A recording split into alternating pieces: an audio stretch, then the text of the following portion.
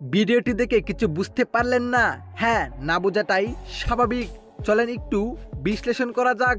দর্শক, ভারত পাকিস্তান মানে এক অন্যরকম যুদ্ধ, যেটা খেলার মধ্যেও রূপ নিয়েছে।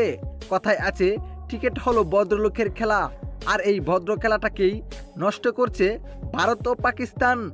উল্লিখিত সুপার ফোরে মাঠে নেমেছিল ভারত ও পাকিস্তান। এই ম্যাচের আগে প্রায় 1 ঘন্টা মতো ভারত ও পাকিস্তানের সীমানাতে গোলাগুলি হয়েছে, যেটা জানা যায় এক সংবাদ মাধ্যম থেকে।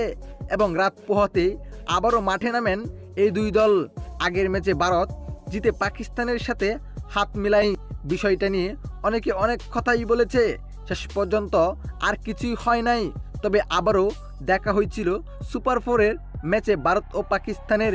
এই ম্যাচে হয়ে যায় এক অদ্ভুত কাণ্ড, যেখানে ভারত যখন ব্যাটিং করছিলেন সীমানার কাছে দাঁড়িয়েছিলেন পাকিস্তানের এই প্লেয়ার, এবং হাত দিয়ে কিছু একটা করছিলেন তিনি, যেটা স্পষ্ট দেখা যাচ্ছিল হাতের আকৃতিকে বিমান বানিয়ে কিছু একটা বোঝাতে চাচ্ছিলেন তিনি। এই ভিডিওতে স্পষ্ট বোঝা যায় ভারত পাকিস্তানের যুদ্ধের কিছু বিষয় তুলে ধরেছেন তিনি, যে ভিডিওটি এখন পুরো সোশ্যাল মিডিয়ায় ভাইরাল। জানি না এই বিষয়টা কে কিভাবে দেখছে। আমার মতে বিষয়টা একদমই ঠিক নয়, কেননা ক্রিকেটের রাজনীতিটা না নাই ভালো। দর্শক, এই বিষয়টি আপনি কিভাবে দেখছেন জানাবেন আপনার মতামত এই ভিডিওর কমেন্ট বক্সে। ধন্যবাদ।